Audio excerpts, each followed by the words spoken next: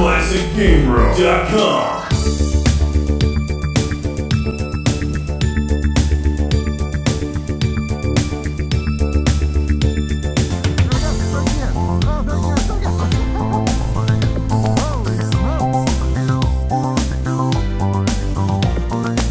Okay, now I'm gonna talk about Kawasaki. It is a Japanese brand of motorcycles manufactured by the Motorcycle and Engine Division of Kawasaki Heavy Industries. Welcome to Classic Game Room. You know, there's lots of great games on the Sega Genesis that let you blow things up with spaceships or airplanes or helicopters. But how about a blimp? It's Steel Empire, or Empire of Steel, for the Sega Genesis and Mega Drive.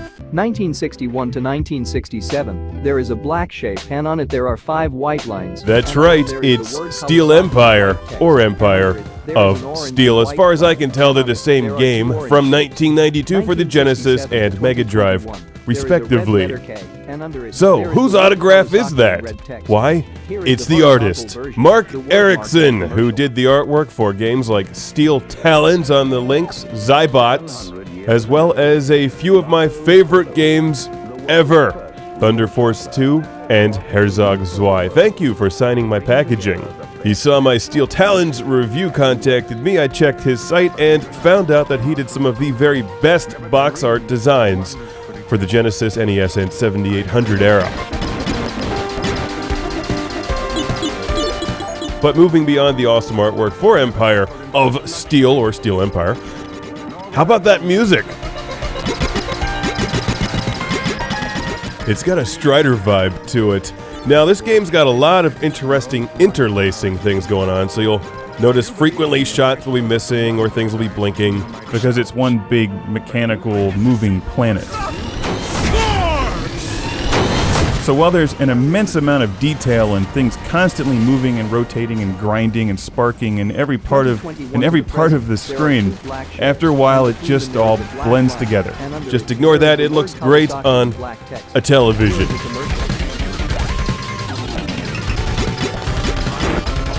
Steel Empire is a fairly average arcade-style side-scrolling shoot-'em-up on the Genesis with some cool features that separate it from the pack.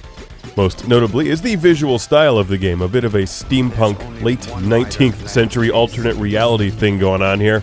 Also, you can choose between 2 vehicles, a faster, more nimble airplane or a slower, more durable blimp.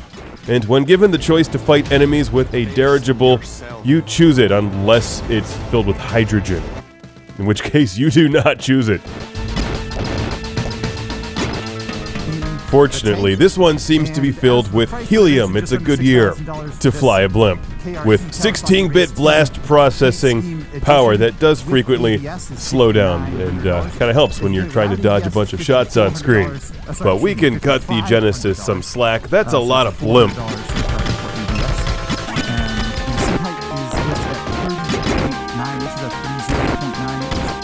I like the style of Steel Empire. The backgrounds and the music are nice, even if the gameplay is fairly standard for this genre. There's lots of power-ups, and you can stockpile those giant lightning bombs, which come in handy for defeating end bosses, which you'll encounter frequently.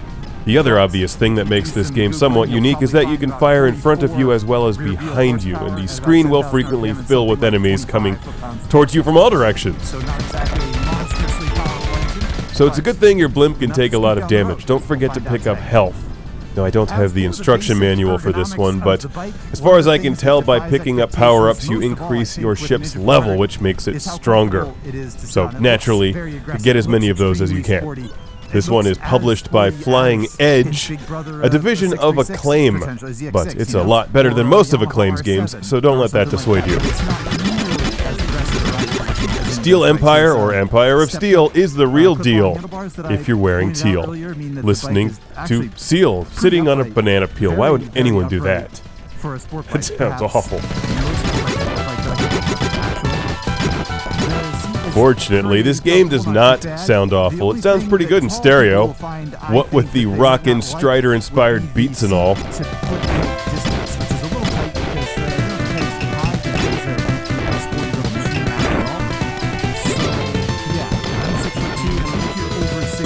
And the gameplay is predictable and satisfying.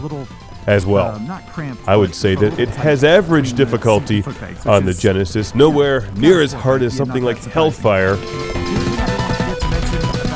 but the later levels in the game are actually pretty challenging. Prepare to fight these same end bosses over and over again. That's actually kind of disappointing. When the game looks this good, give me some more end boss diversity.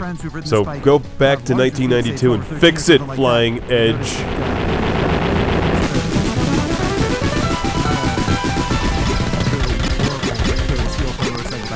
How does that thing even fly? It looks like a fish ship. Oh well. All right, let's see what 44 horsepower and 25 horsepower. Never give up, it's time to continue. I've got two people to thank for sending these games to the show. Clint from Alpine, Utah sent Steel Empire, and Alexander from Duisburg, Germany sent Empire of Steel. Fortunately, they don't cancel each other out. So thanks to both of you guys, I've really enjoyed the game, and thank you, Mr. Mark Erickson, for signing it and designing some really nice artwork. Check out his site at retrogameart.com, and Mark, thanks again for the Steel Talent print that is getting framed and hung in the future larger Space Arcade. Steel Empire, pick it up for your Sega Genesis collection unless you don't like fun. You shouldn't even be allowed to have a Sega if you don't like fun. Perfectly fine for this. The only thing that I say is as you get closer to 75, 80 miles an hour,